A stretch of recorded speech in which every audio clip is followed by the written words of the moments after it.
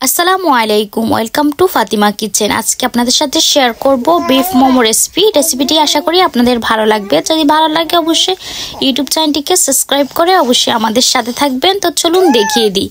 ফার্স্টে এখানে আমি বিফ নিয়ে নিতেছি, এগুলোকে আমি কিমা করে নিতেছি। তো আপনারা চাইলে ব্লেন্ডারও ব্লেন্ড করে নিতে পারেন, আমি এভাবে করে নিতেছি। তো এই যে আমার কিমা করা হয়ে গিয়েছে। তো আমি প্লেটের মধ্যে কিমাগুলোকে নিয়ে নিয়েছি। তারপরে আমি এখানের মধ্যে 1 টেবিল চামচ কাঁচামরিচ, 2 টেবিল চামচ পেঁয়াজ কুচি, 1 টেবিল চামচ ধনিয়া পাতা, এরপরে মরিচ 1/2 টেবিল চামচ, জিরে 1/2 টেবিল চামচ, এরপরে হলদের গুঁড়ো আমি 1/2 টেবিল চামচ থেকে একটু কম দিয়েছি।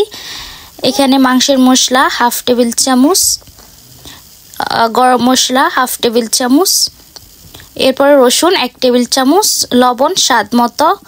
এখানে সয়া সস দিব, সয়া সস আমি 1/2 টেবিল চামচ দিয়েছি, চিলি সস 1 টেবিল চামচ দিয়েছি, রেগুলার রান্না করার তেল 1 টেবিল চামচ। সুন্দর করে মাংসগুলোকে ম্যারিনেট করে আমি 10 মিনিট রেস্টে রাখবো।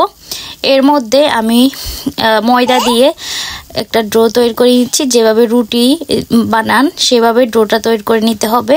লবণ আর পানি আর একটু তেল দিয়েছি। এরপরে সুন্দর করে আমি মোমোগুলোকে বানিয়ে নিতেছি। আপনারা আপনাদের পছন্দ অনুযায়ী শেপে বানিয়ে নেবেন।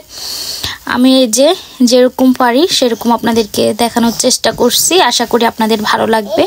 তো আমি এই যে মোমোগুলোকে স্টিম করে নিয়েছি। তো আপনারা চাইলে এগুলোকে ফ্রাই করেও খেতে পারেন, আমি স্টিম পছন্দ করি সেজন্য আমি স্টিম করে নিয়েছি। সাথে একটু হট চিলি সস নিয়ে সার্ভ করছি।